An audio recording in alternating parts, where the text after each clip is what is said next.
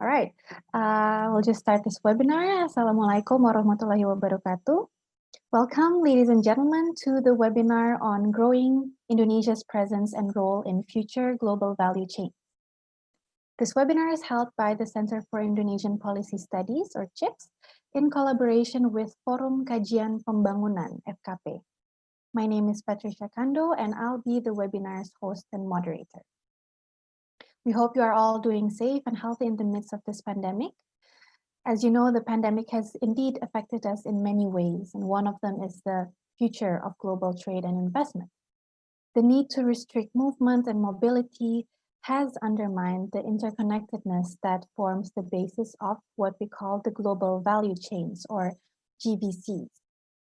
Now, as discussions on GVC restructuring comes more into view, and Southeast Asian countries seek to benefit, how can we ensure that Indonesia does not miss out again on these opportunities?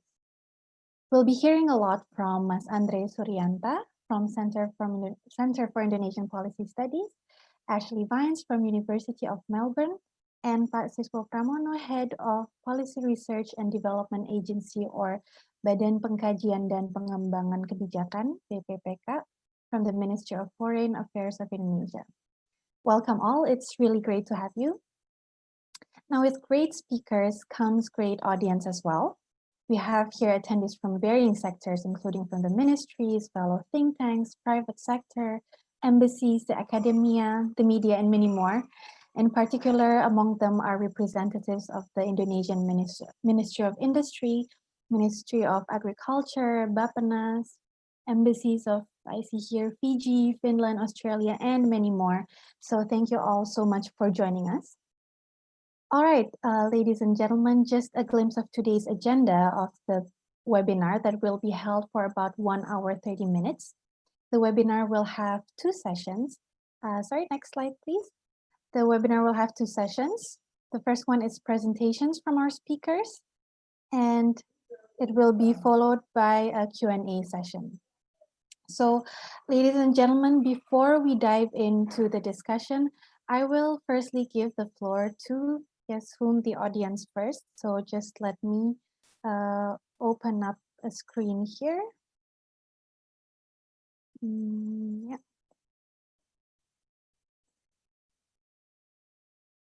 Right. So can you see my screen on the Mentimeter? So let's do a quick word cloud, because we would like to know your thoughts on the question here. So what comes to mind when you think of global value chains?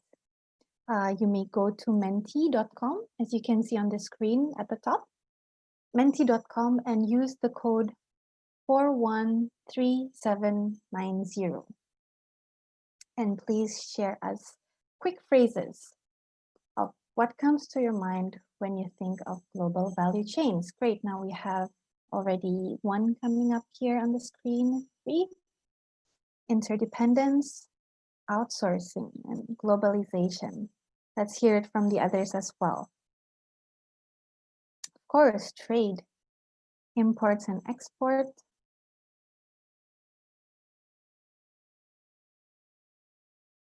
And you may see here that the word globalization pops up bigger than the rest.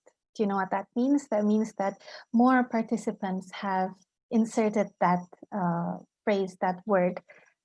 In other words, more participants think the same as the others regarding this. So what else do we have here? Supply, trade, raw materials, and globalization still takes the stage. More on trade, we have international trade. Well, yeah, just the different spelling of globalization. Great. China here, okay. More on exports and imports. I will give time for, I will give about 30 more seconds for this. As we see more words coming in, more on supply, and trade is now taking the stage. Panelists are, of course, also welcome to join in the word cloud. What do you think of global value chains? Although, of course, you'll be talking about it more on interdependence here.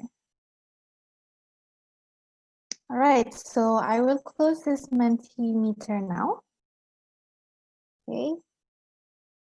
Right. So thank you very much to all participants who have participated in this. So we will move on finally to the set of presentations that we will listen to today. So our first 15 minutes will come from an associate researcher of CHIPS, Pak Andre Suryanta. So he will be talking about regulatory barriers to FDI in a case study. The case study is on pharmaceutical manufacturing in Indonesia. So, Pak Andre, would you care to share with us your findings about these regulatory barriers in foreign direct investment or FDI, and what your takeaways are so that Indonesia can maximize its opportunities in future global value chains? So the floor is yours, please. Yes, well, thank you very much, Patricia, and good morning or good afternoon to all our participants. Let me try share my screen first, just to make sure that you can see all the presentation.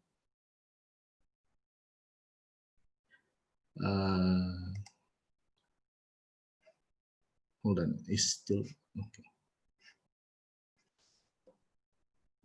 It's showing Mentimeter.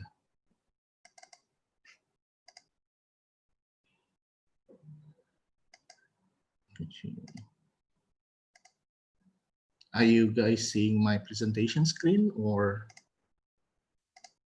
Yes, you can yep. see your screen. Okay, yes.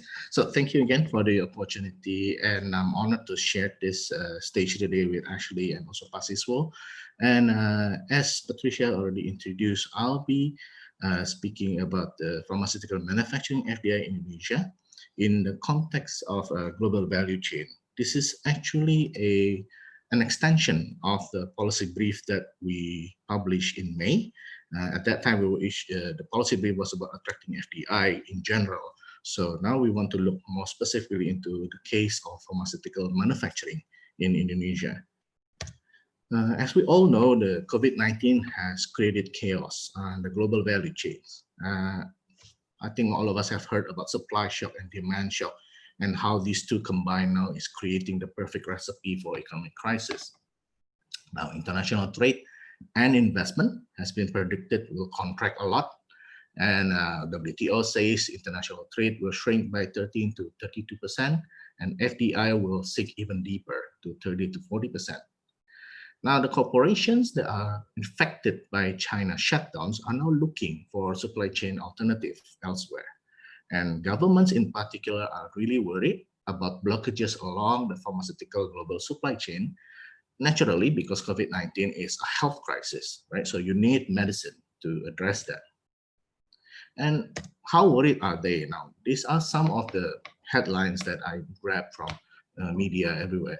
And in the US, the FDA, the Food and Drug Authority, states that 31% of manufacturing facilities for API, which is the core ingredient of medicines, those sites are located in China and India. Now for EU, there's an estimate that as much as 80% of the medicinal products in Europe depends on China and India. While India itself, being a major supplier to these two markets, actually depends on China also for their API. About 70% of the API is imported from China. And in Indonesia itself, I think we all heard this before, that 90% of our raw material for medicine is imported. So it's natural to see how governments are worried about the centrality of China in the pharmaceutical supply chain, and how blockages in China can just affect everyone everywhere, right? So governments want to encourage pharmaceutical companies to move out of China, and as the largest economy in Southeast Asia, can we benefit from this possible restructuring? Well, first let us have a look at the current condition. The API manufacturing sites, as I already mentioned, is registered by FDA, and this is the data from FDA that, in fact, more than half of API manufacturing sites in the world is located in US and Europe. So these two are the largest market for pharmaceuticals. Even US alone, the market size is 45 times that of Indonesia. It's a very big pharmaceutical market. Now, the other 31% that I already mentioned is in India and China, right? So as you can see here, India and China has substantial API manufacturing capability, and they both are not really running at full capacity. China is running at 70%, and that's already producing about 2,000 types of raw ingredients, right? So it's a massive manufacturing. And India is the pharmacy of the world, right? They supply generic medicine everywhere, and they're running only at 30–40% in terms of API manufacturing capacity. Both also have very big markets in themselves. So if we look at the pharmaceutical supply chain, it's useful to think about the product development process for drugs, right? So it is a very long and a lot of steps involved in developing a drugs, from discovery to the testing, all the way to getting approval. It can take up to 12 and a half years for a pharmaceutical company from finding the drug until getting approval to sell it. So a lot of money being poured for 12 years without being able to actually get anything out of it, right? So it's a very long process and a lot of steps. And there's this new trend or driver that is driving the global value chain in approach in the pharmaceutical industry. And that I call this the rise of the generics. Well, what I mean by this is that a lot of medicines are now coming off patent. The patents are expiring, so everyone can now produce this without having to take into account the R&D cost. And also there's belief in the industry that the low-hanging fruits are already picked, which means the easy formulation for just very easy illness, quote-unquote easy, has already been patented or produced. So now pharmaceutical companies have to find new formulation that's more complex to address more complex illness. So that means there's this pressure of making the R&D process longer because it's more complex. And the trials also become riskier because, with complex things, there's risk of failure higher. And of course, with generics, the price of medicine in general will be lowered. So what used to be a single supply chain within a company, right? All this done by a single company. Now companies are starting to outsource parts of it to reduce their risk, right? So we see a lot of companies are now not doing manufacturing anymore. So they have the compound, the research on the compound, they have the marketing network, but they outsource the manufacturing to specialist providers. We call them the contract manufacturing organization. Even the research part now can be specialized, can be contracted out to other research organizations. So this gives rise to what Horner called that the pharmaceutical multinationals are becoming manufacturers without factories, right? So, and we're seeing this everywhere in GVC, like Nike, for example. They might have the design, they might have the distribution network, but they don't produce their own shoes. It's all outsourced, right? So this is the trend at the moment. However, Indonesia has actually been retreating from the global value chains. And if you see the chemical industry here, which I highlighted, that's where pharmaceutical is. And our participation in 2005 is actually higher compared to 2015. So it seems that we've been focusing more on the domestic market instead of really going out to join the global market. And this goes across a lot of the sectors. Actually, only a few sectors we have more participation now. And we actually have missed the FDI train before, right? The KPM data shows that FDI has not been growing since the second quarter of 2019. And in fact, the first quarter of 2020 is actually on a negative growth. So it's on the decline. We also know of the World Bank's case that when they say that back in 2017 and 2019, a lot of companies were trying to relocate and they're looking at Southeast Asia, and only a few come to Indonesia. Now, in pharmaceutical manufacturing itself, there was actually a big shakeup in 2017. Right? Chinese authorities, out of pollution concern, they actually shut down a lot of API factories in China. But if you see on the chart on the right, the FDI that comes to Indonesia in the pharmaceutical industry between 2017 and 2019 is actually on decline. So if things are closing down in China and maybe they're looking at other places, they're certainly not looking at Indonesia. And on top of that, if you see, even the domestic investment in pharmaceutical has been on a decline lately. So why is it so difficult to attract investment to Indonesia? Well, World Bank says that Indonesia has too many rules. There's a lot of overlaps between ministerial regulations, and there's a lot of contradictions between central and regional government regulation. The president also identified this as a regulatory obesity. And on the right there, you can see that that's the picture of our obesity. This is the number of regulation issued in Indonesia, and we have about 40,000 plus regulations in total, and 30,000 of those are almost evenly split in ministerial and regional government level. And so that's a lot of regulation to consider.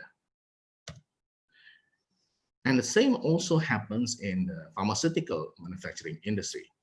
When our president wants to develop the pharmaceutical industry back in 2016, he actually issued instruction to a dozen ministries and agencies. So there's 12 ministries and agencies tasked to do something about the industry.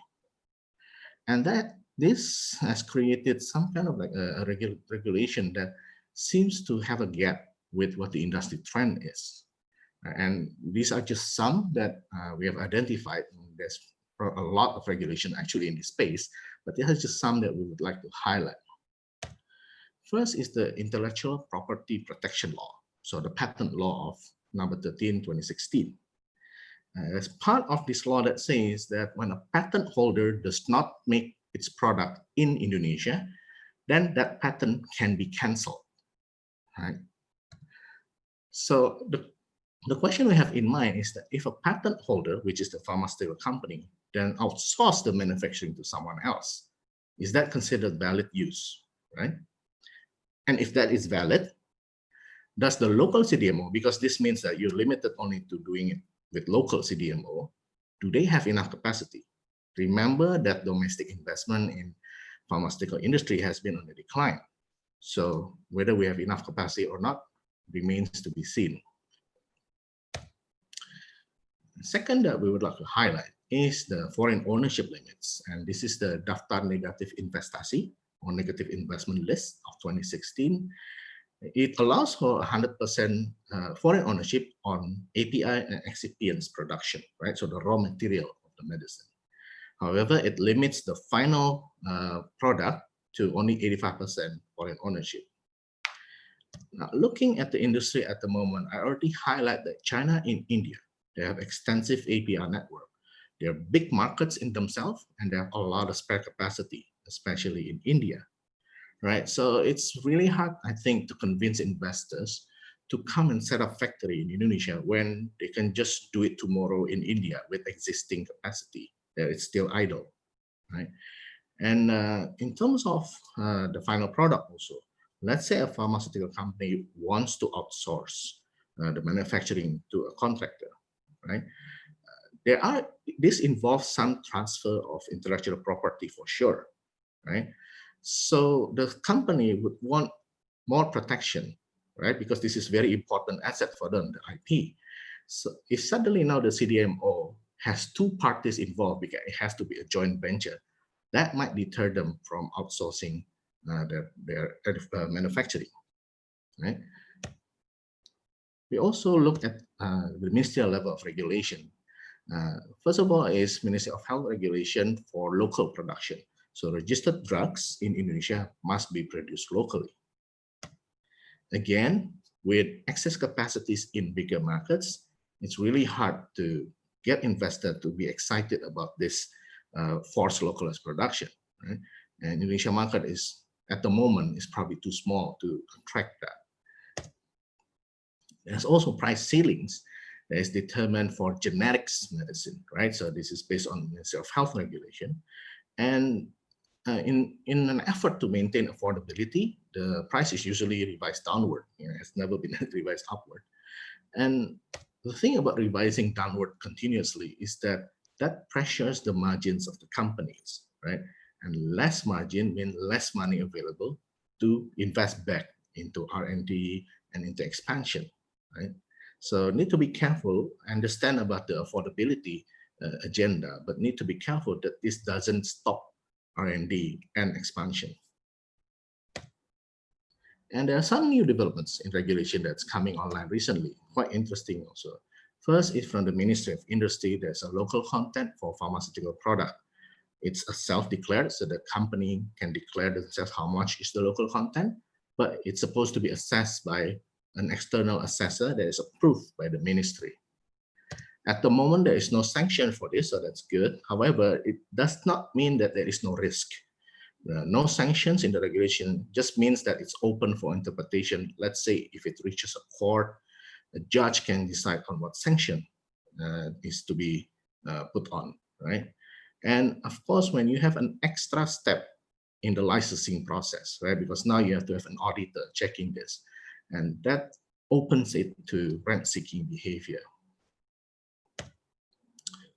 And I think what's quite exciting for me is the proposed 300% R&D tax deduction. So for companies that want to do research in Indonesia, they can claim up to 300% of the research costs, right? So it's not just reimbursed the research costs, but the government is paying them to do research. So this is a good initiative. However, I'd like to bring in mind that this seems to have the traditional integrated pharmaceutical model in mind.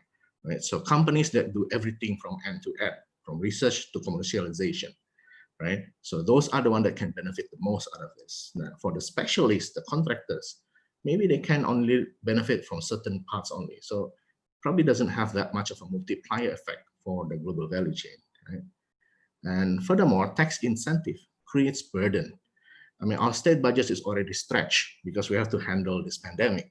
And now giving up tax incentive definitely will put a strain on that budget. And lastly, maybe this incentive will not be enough anyway to counteract the forced local production that the patent law or Ministry of Health regulation has enforced.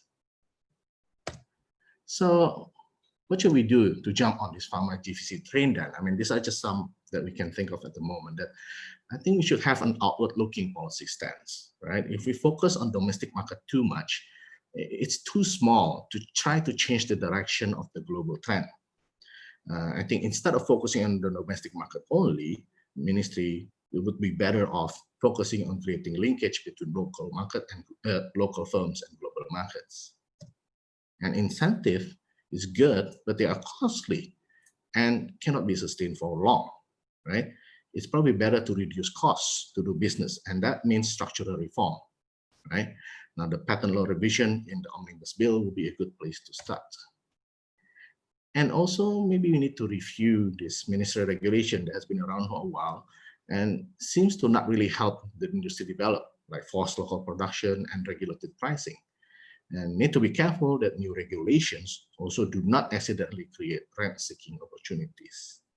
So that's about it for my presentation today, and I look forward to the discussion later. Thank you. All right, thank you so much, Pak Andre. Yeah, so ladies and gentlemen, as we have heard from Pak Andre on opportunities of foreign direct investment coming into Indonesia's economic landscape, after looking inwards, we're now going to look outwards. What about Indonesian investment opportunities in other countries, such as we'll hear in the next presentation, Australia, particularly in the agriculture sector? So I will immediately just invite our next speaker. He's Ashley Vines from the University of Melbourne, and he'll be talking about his research on Indonesian investment in Northern Australian agriculture. So Ashley, please, the stage is yours. Thank you very much, Patricia. And it's a great privilege to be on the panel discussion today with Patricia, Andre, and Pasiswo. And thank you for allowing me to present my research findings. I've titled my paper, Old Friends, New Possibilities. And the reason I've done this is because Indonesia is Australia's oldest trading partner, with Aboriginal people from Northern Australia having traded goods and produce with Macassan people prior to European settlement. This long-standing trade connection remains strong in particular industries in agriculture, Australia's currently the leading market provider of wheat and live animal exports to Indonesia, with other key markets including sugar, beef and veal, raw cotton, milk powder and horticultural products rising every year. However, this trading relationship has often been framed as underdone, particularly given the proximity of our two countries, which I will talk about shortly. So this week we've had the ISEPA agreement come into force, and this chart outlines the reductions in tariffs from for agribusiness exporters moving into Indonesia. And the reason I decided to focus on Indonesian investment is because much of the discussion has been focused on export opportunities for Australian agribusiness. However, there hasn't been as much discussion regarding Indonesian investment into Australian agriculture. Chapter 14 of the ISEPA agreement outlines an investor state dispute mechanism which will give investors access to an independent tribunal to resolve investment disputes. And importantly, if Indonesians invest in Australian agriculture and export produce back to Indonesia, they would be subject to the same tariff and non-tariff measures in place for Australian exporters. The removal of these barriers creates a greater level of certainty for Indonesian investors. We also know that Indonesia's investment capacity is continually increasing with continued economic growth, as well as an increase in food and nutritional demands within Indonesia. So why did I focus on Northern Australia? Northern Australia is consistently framed as an untapped promise in agricultural production in Australia. It's a region in close proximity to Indonesia and in need of greater levels of investment in production and supply chains. The region has been recognised as having consistent agricultural potential close to Asian markets, which hasn't been realised. Live cattle is the largest agricultural industry in Northern Australia. However, this potential hasn't been realised in other industries for a variety of different reasons: soil suitability for particular crops, transport costs and logistics, the North's harsh climate. And I've put this image here to show you the different land tenure arrangements in Northern Australia. Governance is also a key issue, and I don't want to frame the North at all as homogenous. There's different governance arrangements in different areas. There's no doubting, therefore, that investments into emerging agricultural industries in the North are high risk, which is a point I'll come back to shortly. So what I did with my research is I aligned emerging agricultural industries in Northern Australia with key Indonesian import demands. I found that there was alignment in a number of different industries and research and development going on in Northern Australia. And the reason why I've highlighted horticulture and soybeans here is I think these will be two key opportunities for Indonesian investors. And of course the other ones as well, but I think these are two quite considerable ones. I also then undertook a case study into the emerging cotton industry in Northern Australia. And what I found was that food importing countries are investing in Northern Australian agriculture. Chinese and Vietnamese investment has been particularly prominent. For example, Kimberley Agricultural Investments is a Chinese subsidiary, and it's drawn upon research and development to commercialise a variety of cotton called Bollgard 3, and they're the key drivers of the cotton industry in the Ord Irrigation District. A Vietnamese company has just recently bought 3 large cattle stations, and they've signalled that they will also be investing in broadacre cropping. It's important to note here that cotton shouldn't be perceived as just a fibre servicing domestic or international textile industries. Cotton's incredibly important for food production. It has the rotational crops of corn or maize in the water irrigation district, but there's other opportunities for rotational crops. Importantly, the byproduct of cotton is also cottonseed, and this is used in livestock for cattle feeding in Northern Australia, and it's therefore a high protein food for cattle. So food importing countries see Northern Australia as a long-term opportunity for agricultural expansion and diversification, despite the development challenges within the region.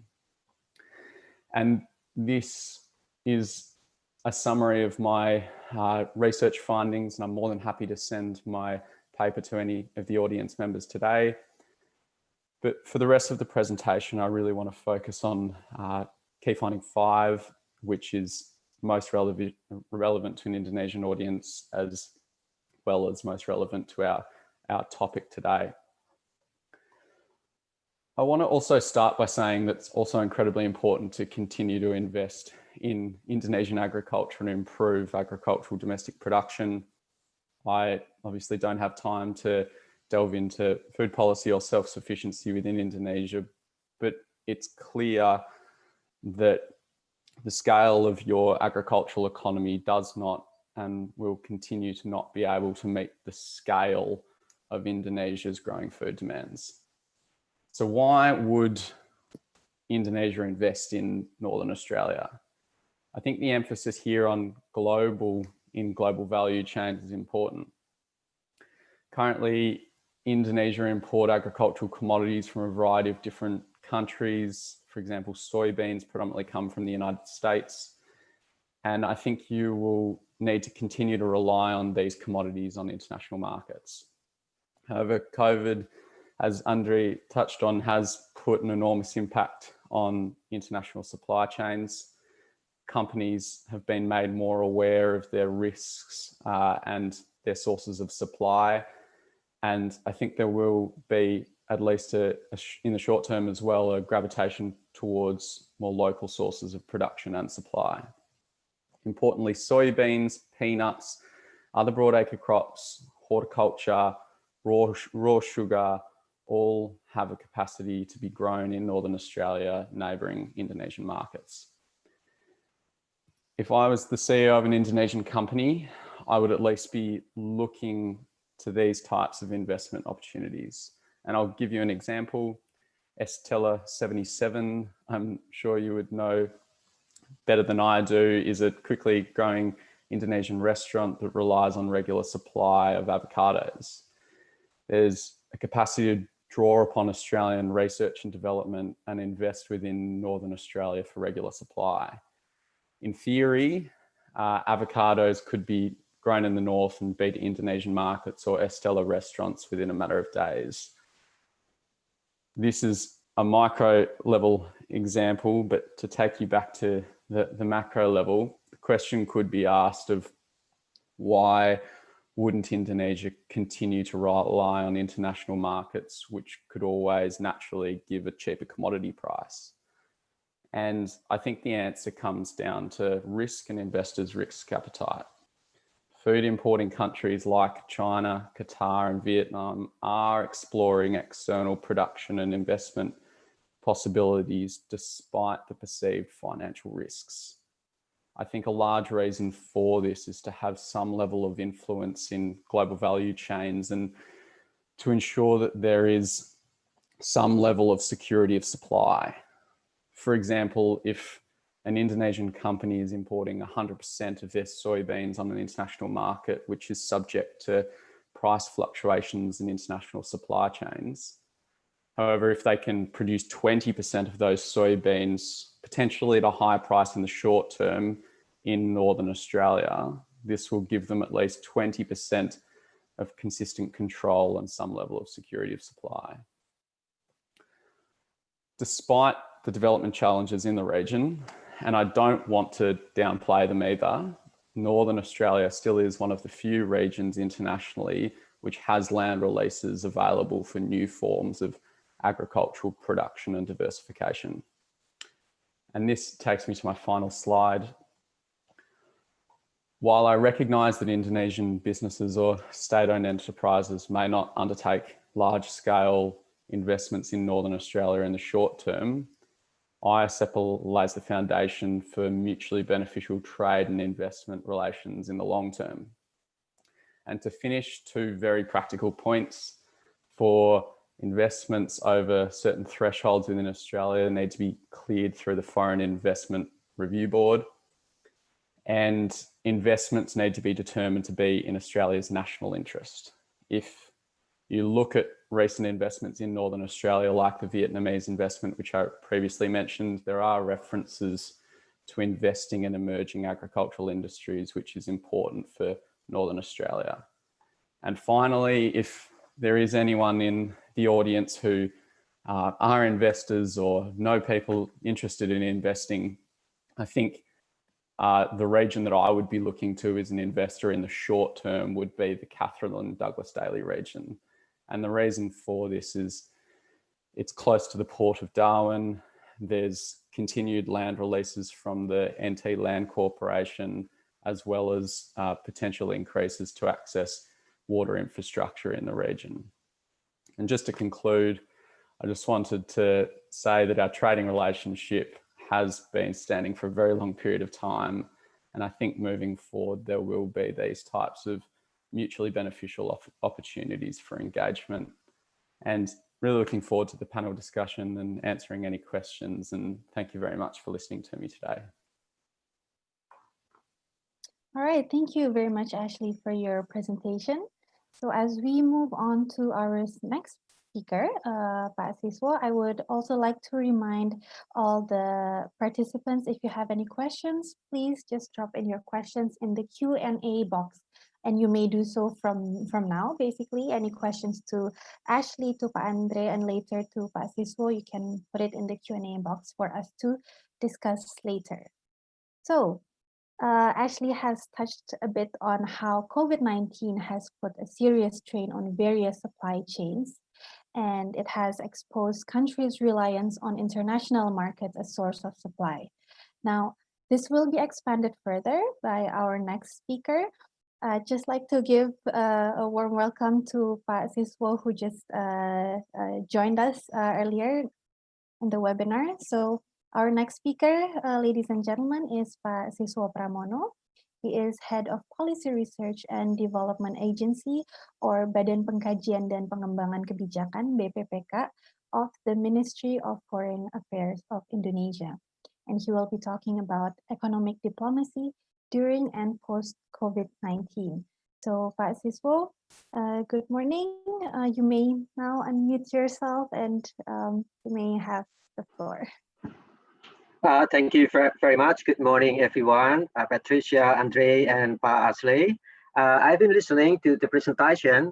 Mine will be more general. So I will touch upon, in the general terms, how economic diplomacy Indonesia has been doing so far during the COVID-19. So I would like to share some of the share screen with you.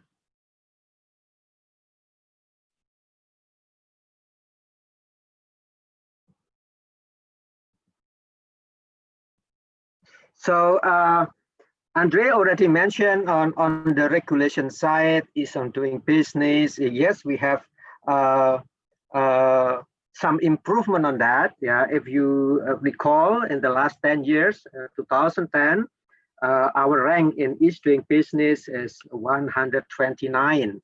But now today, our rank is about 73. So we jump almost quite a number of ranking actually.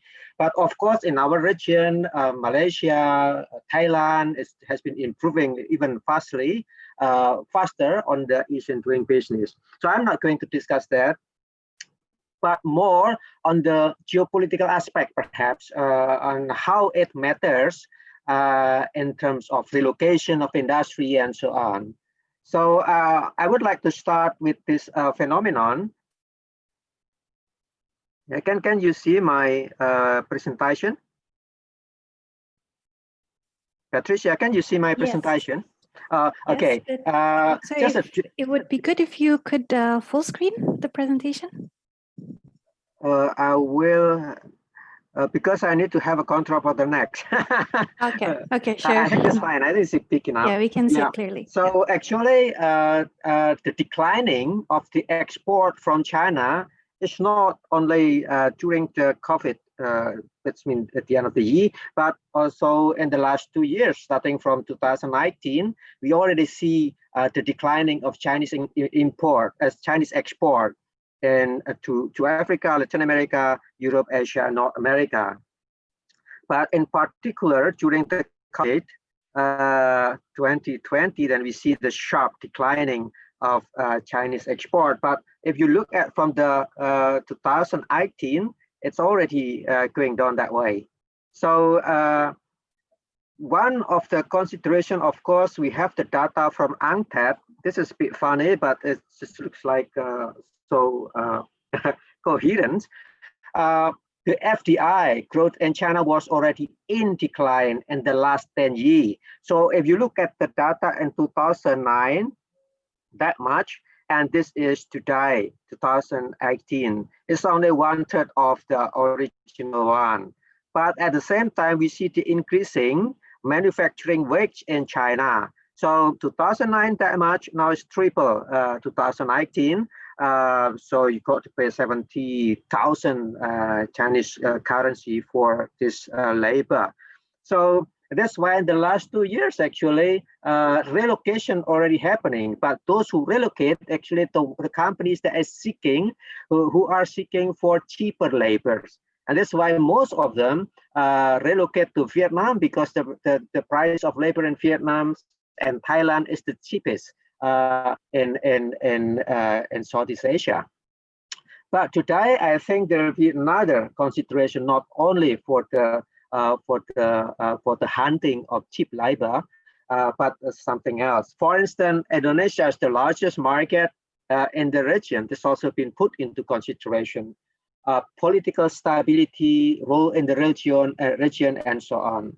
So, but not all of the company will relocate from China. Of course, the one who try to find cheaper labor is going to get out of China, but others is are going to stay for the reason because China is the one who recovered first from COVID-19, and IMF, World Bank, they already projected that the rebound in China will be the highest in the world. It can be 8%, it can be 6%, but remains the highest. Yeah, and later on, I will show the data in which the activity of the harbor, for instance, is pretty much high in China compared to other regions. So this is for the pooling of the opinion of US firm in China. We compare 2018 and 2019. So you can see that the animals, mostly they are going to relocate in East Asia, Southeast Asia, that is ASEAN. Yeah, this is 2018, that much, and this one is 25% are going to relocate into ASEAN countries as compared to others region or United States. So ASEAN is getting more and more attractive for American company, but this also the case with Japan, Japanese company, British company, European company as well. Okay. Now, Andre mentioned, at least from the term of reference, that we missed some opportunity 2 years ago, and how it will happen this time, yeah, because we already have commitment of 7 companies relocate from China, yeah, to Indonesia. Yeah. But if you look at this this trend, this is the investment trend in Indonesia. That actually the one who investing more and more in Indonesia is the blue guys here. It's China. Yeah. So it is not only foreign company in China that relocate in Indonesia, but actually Chinese company also relocate in Indonesia. But the way they relocate is quite, you have so many options. Either you can close the company in China, remove it to Indonesia or to Vietnam or the Philippines, but there's other possibility that you reduce the size of your company and China and increase the size of your company producing the same thing somewhere else. So if you look at this, you see that China now is about 17% of the total investment in Indonesia. And then number 2 is, of course, European Union, Japan. Japan, I think, is number 2. I don't put it here, just some example from Asia, from Europe, and from United States. United States is a big lower down here. Yeah, but my point is that investment in Indonesia has been increasing, and this is very interesting. From the next illustration here, if you look at compare YOY on the Q1 from 2019 with Q1 to 2020. So this one. Q1 2020, Q1 2019. Actually, there's an increasement in the investment from this is in million 195 million into 210 million. So it's quite a jump. Yeah, even during the COVID, if we compare the data from Q1 2019 last year with this year, but most of the investment, the jump in the investment is from domestic investment, not from foreign investment. So the interpretation, I think, will be that foreign company already invested in Indonesia, they reinvest again. Yeah, so domestically it will be counted as domestic investment rather than foreign investment coming from abroad. So and then this explains this, I think, phenomenon that China has been increasing investment in Indonesia. We can see also the jump from the European Union companies, yeah, Hong Kong, yeah, America is sloping down. But this is an example, the possibility of reinvestment for those already in this country. Yeah. Now, but the other factors, yeah. Andre already mentioned on the things that mostly people consider as a very important step toward investment regulation and then ease of doing business and so on. Yes, our rank has been improving, but our neighbors' rank is also improving. But there is another factor that I would like to draw your attention is the stability, the resilience of Indonesia as compared to others. So the data was produced actually by Fund for Peace, one big organization in America, and they calculate actually the state fragile state index, yeah, from 12 parameters: group grievance, demographic pressure, factionalist elite, human rights, human flags, yeah, security apparatus, public service, uneven economic development, and so on and so on. So if the curve is go that way from up into down, that means improving, yeah, because you are less fragile than a year before. But if the curve go up, that means worsening. So most of the curve in Indonesia is actually going down, particularly in economic decline. We have the economic stability. That's why today the only country who's still above the water of this the COVID-19 tsunami, which is still growing positive, even though less and less. It's only 2 countries in the G20, that is China and Indonesia. We don't know at the end of the year, perhaps we also below the water, but today we are still growing positively. But number 2, which is also important, is state legitimacy. Because we are democracy, the 3rd largest democracy in the world. So our curve on the state legitimacy has been improving pretty well. Yeah, this among our achievement. External intervention has been minimum. Yeah, if you see this line, this is external intervention from this part into this part. So this is also the way I think foreign companies is going to see. Now we are in the middle of trade war between United States and China, and Indonesian position that we are not going to take side. We would like to work together with China and United States. So this is also one guarantee. Yeah? It is also one enabling environment for foreign company to invest here.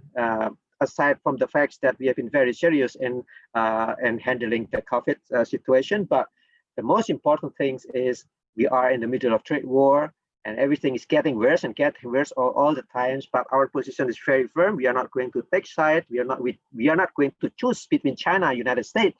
We are going to encourage them, United States and China, to choose Indonesia rather than we got to choose either of them. So this is also one geopolitical aspect that you can see, something to do with state legitimacy that is very strong. External intervention is very minimum in here. And this is the data for the last 15 years from 2006 into 2019. Yeah. So the last one, I would like to show how to compare Indonesia with other countries in ASEAN and also in China. So this is our position actually. Yeah, again, going up is worsening, going down is improving, and this is our the blue dot here is Indonesia. It's from fragile into less fragile. Our position even better than China, yeah, even better than Thailand or India and others, yeah. But we also know that countries like Singapore is pretty much stable down here.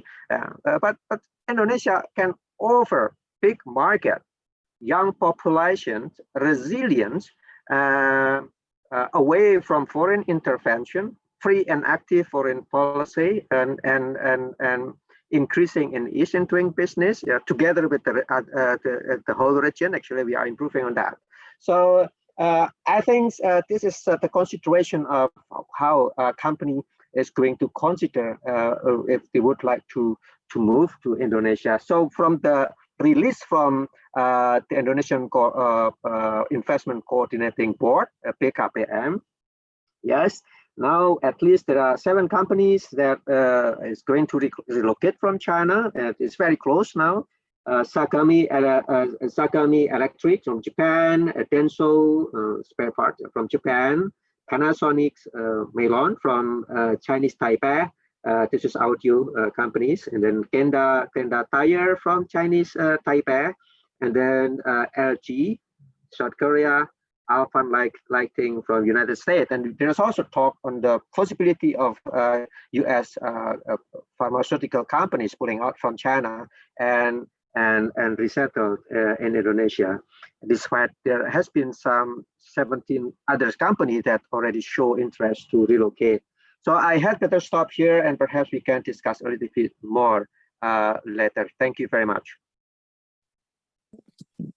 Thank you very much, Pasiso, for your very comprehensive presentation. So we will now immediately head to our Q&A and discussion with the participants. So once again, to our participants, you may put your questions in the Q&A box. And if your question is already represented, simply vote for the existing question. So now, as we can already see quite a couple of questions coming in, I would like to address the first question to Pa Andre from CHIPS. We have a question here at the very top from Pa Maxensius Trisambodo from LIPI.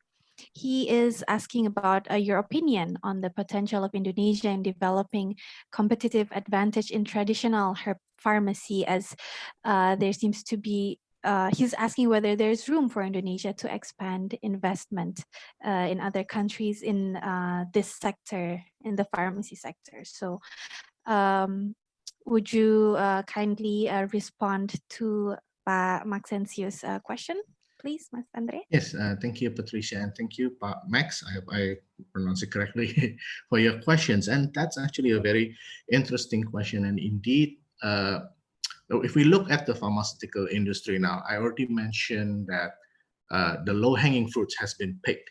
And these are mostly the chemical APIs, actually. The compounds have been found, patented, produced.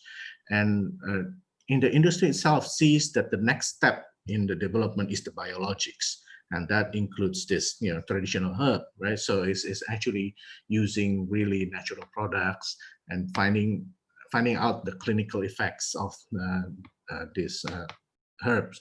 And this actually also goes into because like there's this belief that traditional or natural medicine is more safe, has less side effect, and is actually also more complex in terms of the effects, right? So Indonesia does have a good chance in this, and I do believe even the local pharmaceutical industry, like Kalbe Pharma, is actually looking into that.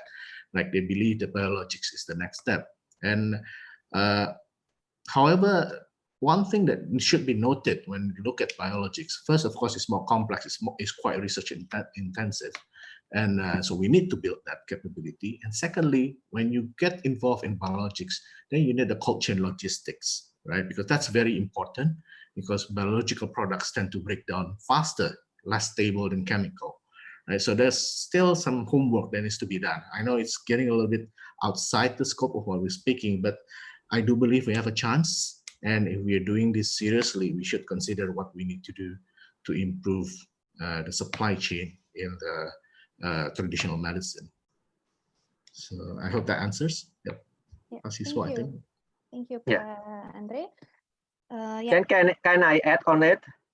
Oh, yes, sure, please. Yes, actually, we just, I think 2 days ago, my unit already completed a research on that. Yeah, we are using the method of combining reveal comparative advantage, yeah, the RCA, and the constant market share analysis. Yeah, so the method of RCA, reveal comparative advantage, is mathematical the formula that actually would like to see how competitive your product, yeah, in terms of comparative advantage, and the TMS is to see how competitive your product in the global market. Yeah. So for this herbs, yeah, and spices and others, which is actually part of the jamu, yeah, the position is grid. Yeah, the grid means that you have the best values and the comparative advantage, but at the same time you have very competitive in terms of the constant market share analysis. So this is one. Number two, actually, if I look at the statistic here, our total export of the pharmaceutical product is 1.3 million, yeah, and the large part will be on the okay, HS, the HS code is 3004. That's medicament consisting of a mixed and unmixed product for therapeutics or prophylactic uses. And this is about 32%, yeah. And then glycerol, we are very good on glycerol, it's about 12%, yeah. And then 11% is on instrument and appliances, yeah, and so on. And actually, we have been exported a lot in Africa. We have the data on that. So there are a lot of potential, yeah, to be developed in our pharmaceutical industry. So Ria, I just like to add a little bit again, because we're looking at the global here, right? I think we also need to be wary that China is also doing this. They're trying to push their traditional Chinese medicine. I think we all know Obat Cina, right? So, so we are not alone in this, right? Even China is going towards that direction. So that's it. Thanks. Yeah. So I see it seems to be a very interesting topic and industry to expand further. But we will now move on to the next question, which is now headed for Ashley Vines. So we have here from the Antea Haryoko. She's asking on your opinion on, do regulations aimed at ensuring Indigenous land rights in Australia pose a hurdle for foreign investors? So what's your take on that, Ashley? Well, thank you very much for the question, Anthea. I think we're in an exciting time in Northern Australia where a lot of Indigenous land councils do have control and sovereignty over their land within Northern Australia and increasingly in some areas of Southern Australia as well. And I think land rights is obviously inextricably linked with having control and sovereignty over what you do with your land. I think that there are a number of land councils within Indigenous land councils within Northern Australia that are looking for new forms of opportunities for their younger generations. And I was previously, the reason why I became passionate about agriculture in Northern Australia was I was previously running a small community farm within an Indigenous land corporation area in Northern Australia. And this corporation was looking at trying to provide opportunities for young Aboriginal people within the region. And in terms of, I don't think it's a hurdle necessarily for foreign investment. There are obviously some regions that won't be prioritised for agricultural production, which is also equally important. But for instance, in the Kimberley agricultural region, in the Ord Irrigation District, MG Aboriginal Corporation have just recently signed a memorandum of understanding with Cubby Station, which is Australia's largest cotton producer. And on the back of the successes of the Chinese investments, increasingly Australian businesses are looking to the region. So this memorandum of understanding does signal that there are Aboriginal land corporations who do want to invest in agriculture in the region. So rather than it being a hurdle, I actually think that people who do have control over their land have the ability to determine what they do in terms of agricultural production.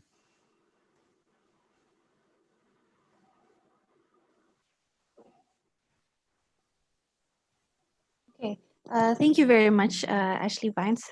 At least so, we were speaking about land management. Now we're going to focus a bit on the next question, which talks about employment management, labor force. So this question is for Pak Siswo from Ibu Hani Chrysolite. So she's asking, she's wondering what sort of industrial firms are really relocating to Indonesia, and how could we ensure that our labor could be absorbed by these firms, considering that unemployment has risen in Indonesia due to COVID-19. So please, Pak Siswa. Yes, thank you for the question. I think this is a burning one. I call it hot potatoes, actually.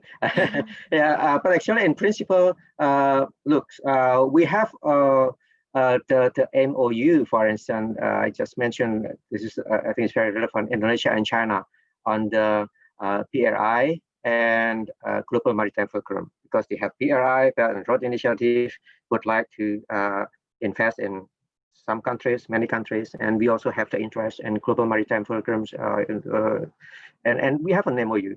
So in general, we agreed that it should be B2B, so it's not the one that rely on government, it's B2B, business-like, and then it should be using the local, the local employment, But of course, then there is some negotiation, like which stage, perhaps they have some laborers in certain stage and then been reduced. You can see the case of Batra Jaya in North Sumatra, when Chinese company building what's called water reservoir for hydropower.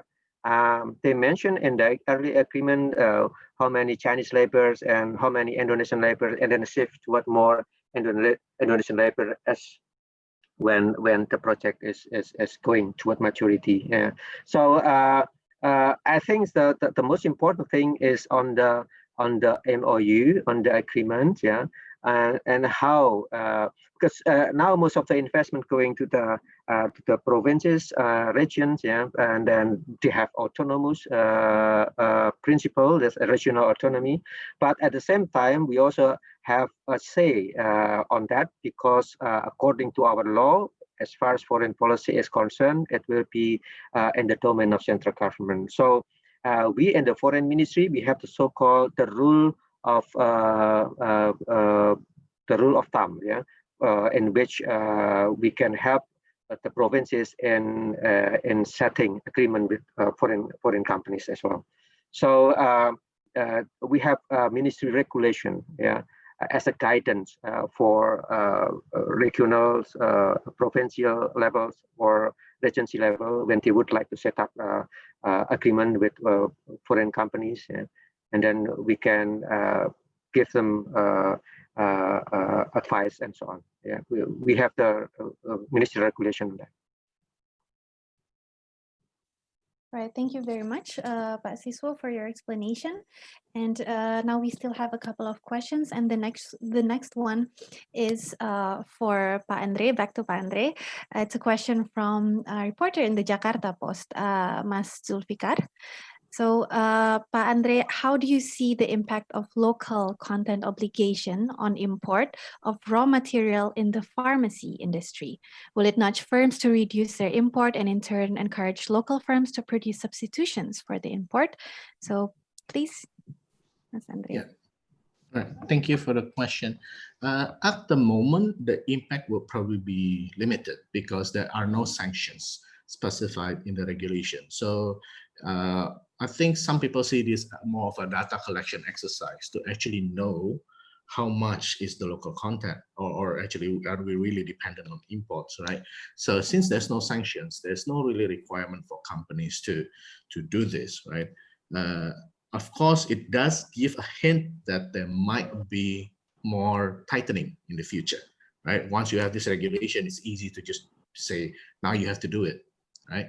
And the problem with this kind of forced localization is it has been shown to actually not encourage development in the industry, right? If you remember the Ministry of Health regulation that I mentioned about the local production, right? That's forcing local medicine to be produced locally. That was issued in 2008.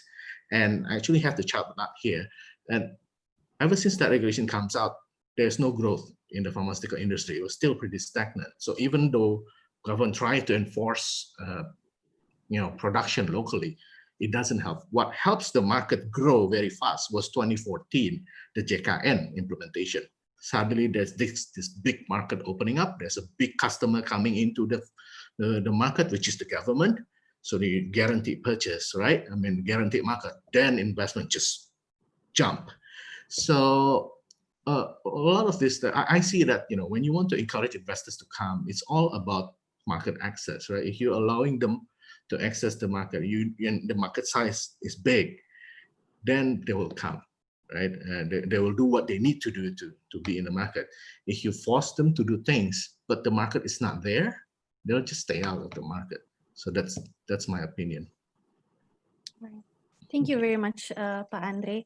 So you spoke, now that you spoke about more reasons for investment to be attractive, I'm going to move on to the next question related to this. So the next question comes from Pak Arianto Patundru, and it's for Ashley, back to Ashley, on why Indonesians would invest in Northern Australia. He says that there is another good reason, which is political economy. So investing in Northern Australia earned Indonesians some ownership of production base in Australia. And importing the produce from this base to Indonesia should therefore face less resistance in the name of economic nationalism. And this is, as he says, to some extent what the Malaysians do with palm oil in Indonesia. So any comments on that, Ashley? Well, thank you, Pak Archo, for the question. I think that in researching Indonesian food production, there is obviously an emphasis on self-sufficiency and food sovereignty as well. We have the same thing in Australia. There is an emphasis on and a sense of pride with producing our own commodities. My first slide of the graph of Indonesia and Australia close to each other, you noticed I put the Northern Australia in red and I did that because I think that Northern Australia could be perceived as an extension of Indonesian agricultural production into particular spaces.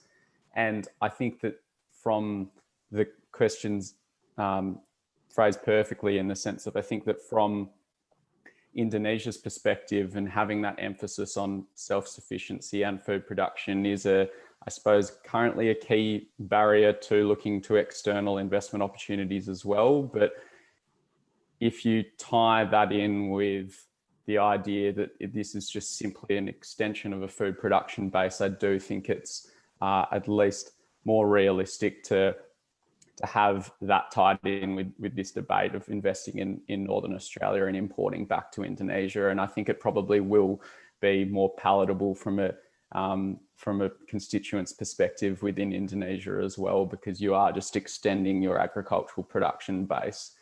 And I suppose as well, coming into political economy too, Indonesia will continue to be one of the most important countries to Australia into the future. And I think that from an investment perspective moving forward, you will continue to be important for us too. So from Australia's political economy perspective, it's a mutually beneficial arrangement as well, or idea. Okay. Thank you, Ashley, for explanation. And now the next question, I would actually leave it to panelists who would like to answer, because it's on the ease of doing business. A question from Peter Novak here. He says that even though the EODB, or ease of doing business ranking, has improved significantly to 73, there are still 4 indicators that are above 110. And one of them is on starting a business. So can those be improved relatively quickly? And if so, how? Perhaps Pak Siswo, Pak Andre, or also Ashley, would you like to comment on this?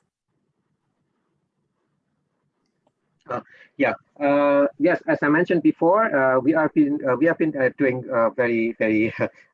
working very hard on that on the ease in doing business. Yes, you're right. We have been jumping from ranks 129 to 73. But our neighbors also jumping even higher. Yeah. So there's an instruction from the president, I think, directly to BKPM, the coordinating board for investment, that they need to really guard investment case by case, just to make sure that all the potential investment can be realized in this country. Yeah. And in the foreign ministry itself, we just set up a new task force for the recovery, and which also in economic recovery, which also involve matters relating to investment. Yeah. But I would like to add outbound investment, yes, is also important. So to follow up Ashley, for instance, we are already mapping out the powers and weakness of our industry. So for instance, on this one, anhydrous ammonia. This is, I think, one of the very important chemicals. Yeah, our position is great, and Australia is saturated. Yeah, so means that we can invest in Australia, just in case we invest cement industry in Vietnam today, or food industry in Africa. Yeah, this is one possibility. And fertilizer, yes, fertilizer, I think, is one good prospect for us to invest in Australia. And our record here that we exported 211 million US dollar per year to Australia. And if all the material is cheaper actually in Australia than in Indonesia, then we can have an outbound investment in Northern Territories. Yeah? And it's good for the bilateral political ties for the two countries as well.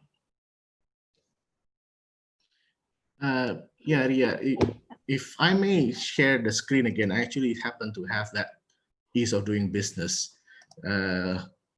So just to show it, you can see my screen, right?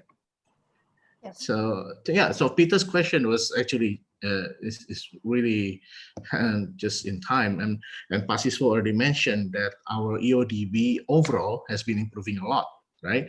But as Pak Siswo says, we are 73, but the others are improving even more, right? Like lately, you can see that at the end, at 2017, 2018, 2019, we are stagnant at 73. The others are just jumping, right? So, and yes, indeed, in the latest EODB, when we look at the components, even though we are 73, but starting a business is really, really difficult. We are number 140 from 190, right? And I think the other that I highlight here that's really hard is actually enforcing contracts, right? We are number 139. So what is the fast way of doing this? I mean, there's probably no fast way, but what this calls is for structural reform, right? Indonesia has been doing well in trying to make licensing easier for foreign investor with the one-stop shop solution, OSS, one-line single submission, and that's increasing, and that really makes licensing faster. But still, it only puts us at 140, right? So which means that the other parts of the licensing that really needs to be reformed. And in terms of enforcing contracts, that's down to the judicial system. I mean, in the world, Indonesia has been viewed as has pretty low quality in terms of the court system, unfortunately.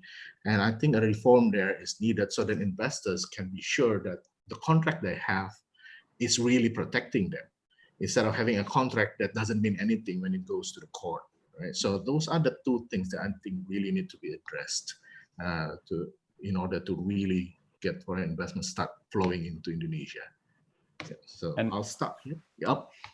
I was just going to add on to that as well in terms of foreign investment too. I think one of the, particularly ISEPA, there was a whole chapter on non-tariff barriers, which is a key reason why Australian exporters haven't moved more into the Indonesian market. But as the non-tariff barriers hopefully begin to subside over a long period of time as well, I think that in terms of that openness of trade, that's when the foreign direct investment also comes as well. I know I'm only speaking about this from Australia's perspective, but if an Australian business is exporting into Indonesia and they then see, okay, we can also invest in this supply chain, and here we're investing our produce, exporting our produce, and then it's going through these supply chains within Indonesia. There can be improvements in here. Let's invest in this business here as well. And then that openness of trade inherently stimulates also more foreign direct investment into the region as well. So I think, non-tariff barriers also are a key one in terms of relating to foreign investment too. Yeah, perhaps a little bit, very, very short comment as well. Ease in doing business is very important. That's why we're working very hard on that. But at the same time, companies also consider the size of the market. It doesn't really make sense if you invest in Thailand and sell the product to Indonesia rather than you invest directly to Indonesia, because the market is here. So while anticipating from you can see the step taken in the last 10 years, jumping from 129 to 73, and you can expect in the next 5 years it will be jumping more. So there is no perfect situation, but it can be supplemented with other factors as well: size of the market, stability, and the politicals and economic as well. Yeah. Thank you, Pak Siswa and Ashley. So speaking of the size of the market, and Ashley also spoke about openness of trade, I think this previous discussion is already answering one of the questions from Oktora. He was asking the challenges, in your opinion, in competing with neighboring countries to attract these FDIs, which is something we also saw in Pak Andre's presentation. And he had another question for Pak Siswa in particular. So he is asking, what is the Indonesian government's plan to tap into the opportunity deriving from company reallocations to the region? So would you care to share a bit more about this, Pak Siswa? Yeah, I think I already mentioned in my presentation. Yes, ease in doing business is one factor. They have been working hard for that. Yeah, so the jump from 129 into 73 is on the record already. Yeah, but at the same time we offer something. Yeah, that's the only market, the largest one in East Asia and Southeast Asia is in here in Indonesia. Yeah, and they are young. Yeah, we still have demographic bonus. Yeah, if you look at the situation in China, for instance, the eastern part of China, it's already aging. Yeah, so because of the change in the lifestyle, and in Shenzhen and others, it's quite different with western part of China. In our case, we still have young population. Yeah, and then at the same time, it's very very big market, and all the parameters that I mentioned, 12 parameters on the fragile state index, yeah, we have been improving very fast, and even we are better than China today on the stability of these 12 factors. Yeah, so I think companies is going to consider that as well, because when they invested in one country, it's not about 5-10 years. It can be 50 years, 60 years ahead. Yeah. And you can also see projection of the IMF World Bank that our economy is in the future, 2030s, all the largest economy is from developing countries, no longer from advanced countries. China will be number 1, India number 3, United States, India number 2, United States number 3, Indonesia number 4, Turkey will be number 5, and then come Egyptian and others. All you're going to have change in the global order of the economy. In the past, all the big countries, yeah, like Indonesia, United States, or even France, yeah, you can see the GDP, trade to GDP, is always less than 40%. You cannot expect countries like Singapore, because it's quite different structure. It's 300%. Yeah, but for a big country with big market, normally they concentrate on the domestic market first. America is only 35 trade to GDP ratio. Yeah. Compared with Indonesia, we used to be 72, 71, but now it's dropped a little bit on the 40. But still, if you compare with China, for instance, China is not even reaching 40% GDP to trade ratio. So you can see this, how important domestic market. Yeah, thank you. Thank you very much. We still have a question, time for at least 1 or 2 questions. So yeah, for the next question, we're going to look at something that I think we haven't really touched upon in the previous discussions. It's a question from Ibu, or Ibu, I think is what they have it. So being open to market liberalization using GVC's approach has criticism on widening the poverty rate in Indonesia. This is considering only the one with capital is able to capture the gain from market partnership. So what strategy do we have to minimize these trajectories? So again, for this question, I would like to invite all panelists to comment. So perhaps Pak Andre or Pak Siso or Ashley, do you have any thoughts on this? Yeah, maybe I can go first, right? And yes, I'm aware of that criticism, but actually GVC in a way allows local firms to participate easier to the global value chain. It doesn't necessarily compete between global value chain and the local industry. There's research showing that when big companies opening up a sort of like a representative office or production in domestic country, part of it is because they're thinking about getting supplies from within the country, right? Like the input factor is good. Aside from the market, like Pasis said, market is very important if it's market big. So if you have input factor very easy and then the market access also very good in the country, then you will have a really good supply chain build up in the country. And just a few examples, like the automotive industry, a lot of them outsource to Vietnam, and what they outsource is a very manual labor type of thing. Like, you know, in a car, usually there's a lot of wires, and there's this board where you have to, you know, you cannot use machine. You have to use people to actually lay out the wires according to a certain pattern, right? And those boards are outsourced to Vietnam, right? Because the labor is cheaper to do that. So they just supply that. And so these small companies suddenly got a lot of orders from Japanese manufacturers in Thailand, right? Because Thailand and Vietnam is quite nearby. There's a lot of automotive factory in Thailand, and they're outsourcing from Vietnam. So I think the key is actually how to try to integrate more of the smaller firms into the global value chain, helping them to overcome the barriers of logistics, of, you know, like licensing, import tax, and this and that, and export tax. And if you can help these small companies to connect with the global value chain, it will actually help the small firms grow and employ more people. So that's my opinion. Thank you. Yeah. Thank you, Pak Andre. So it's these regulatory barriers that we must look at to be able to make the market more accessible to all. Anybody would like to comment on that? Yeah, can I add on that? I agree with Pak Andre actually. This is a matter of how we regulate these things, yeah, and bargaining, our bargaining position. And bargaining position is not necessarily limited to trade and economic factors, but geopolitical as well. So, for instance, on the car industry, this is one good example. You know that in the last 3 months during COVID, our sale to Vietnam has been increasing. Our sale to the Philippines has been increasing. Our export actually into Japan has been increasing as well. Yeah. But the point is it's not only about the global value chain, but also the decision-making process, because it is the principal company that actually decide where we can export. So even though we produce 1.2 million car per year, for instance, but Thailand is producing more. So Japanese company give an order that, okay, exportation of car into Australia should be from Japanese company in Thailand rather than in Indonesia.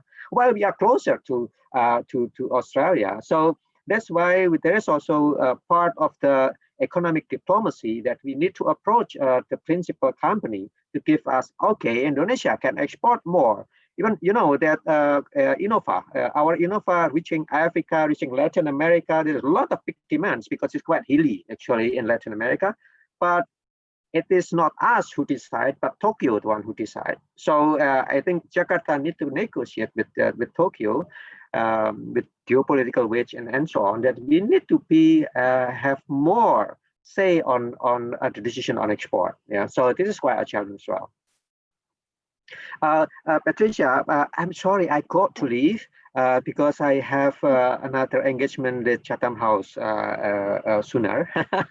But yes, we are it's great to meet you guys here. Yeah. I hope we can continue in the future as well. Thank you very much. Yes. Good to meet Thank you, you. Pacífico. We are, Thank you. Thank you. We're No actually worries. ending Bye, the discussion. So that was the last question. Thank you once again to all the speakers, to Pak Siswo, Pak Andre, and Ashley. We hope the discussion was fruitful to you and also to the participants as well. Thanks also to Forum Kajian Pembangunan or FKP, with whom CHIPS is collaborating this webinar. So, ladies and gentlemen, for more of CHIPS policy discussion and events, please do stay updated through our social media channels and website. Next one coming up is a set of panels on digital economy. As you may see in the presentation in the slide, it'll come up soon. Yeah, my colleague is sharing it. Thank you very much, Dahlia. And besides that quick announcement, we would also like to invite everybody into our virtual room discussion that is open in Slack. As you can see here, after the webinar, you can continue discussing the topic with other participants and panelists. This is an open discussion for everybody. It's just conversation in Slack, no voice notes or videos. Feel free to join in the discussion and access it through the link here in the screen. You need to simply access link, verify your email, enter your username, and join the discussion. So I will move to that Slack channel there. I hope to see everybody there. We already have 2 moderators from the Center for Indonesian Policy Studies on standby there, Mbak Dina and Mbak Pinkan, who will be moderating the discussion there, and it will be open until 2 p.m. Today. So, ladies and gentlemen, I will end the webinar here and then move to that virtual room discussion. Once again, thank you all. Hope to see you in another one of our events, and have a great Thursday. Wassalamualaikum warahmatullahi wabarakatuh. Thank you, Ashley. Thank you, Mas Thank you, Andre. Ashley. Nice meeting you, and thank you, Patricia. Thank you, Patricia. Thank you, Dahlia and Ibu Lydia also. Speak to you online shortly. Yeah, see ya. Yeah, as we close, the link is shared on the previous screen, and it's also shared in the chat box for those who would like to join the virtual room discussion. It's a shortened link. Simply type in bit.ly, join discussion. join and then dash discussion. And it will be open until 2 p.m. I believe that Pa Andre and also Ashley will join in the discussion. So perhaps if you have more questions, you may throw it out in the discussion and we will look at it along with our researchers, Tina and Pinkan. So thank you everybody and see you in that virtual room discussion.